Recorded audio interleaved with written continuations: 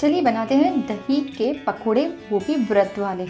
ये खाने के बाद आप एक खाने पर रुकेंगे नहीं, ये मेरी गारंटी है। बहुत ज़्यादा डिलीशियस बनते हैं, सिंपल सी रेसिपी है लेकिन बहुत टेस्टी बनते हैं। सबसे पहले पैन में डालना है 1 कप पानी, उसमें आधा कप दही डाल देना है, अदरक और हरी मिर्च डालनी है, थोड़ा सा नारियल डालना है, बहुत ज़्यादा अच्छा टेस्ट आता है इससे। बहुत अच्छे से इन सारे इंग्रेडिएंट्स को मिक्स कर लेना है। अब डालना है व्रत वाला नमक और डालना है व्रत का आटा, पूरा 1 कप भर के, और बैचेस में डालना है थोड़े थोड़े, और इसे कंटिन्यूसली मिक्स करते रहना है तब तक जब तक ये आटा अच्छे से पानी में फूल ना जाए। अब जब मिक्स हो जाए तो ढक के रखना है सिम आंच पर 5 मिनट तक, ताकि जो हमारा आटा है पूरा पानी एब्जॉर्ब कर ले।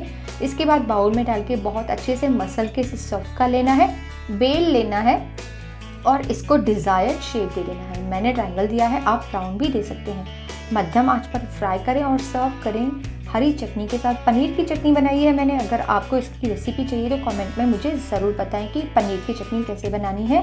बहुत ज़्यादा टेस्टी लगते हैं। वीडियो अच्छी लगी है तो वीडियो को लाइक एंड शेयर करना, मुझे सब्सक्राइब एंड फॉलो करना बिल्कुल भी नहीं भूलें।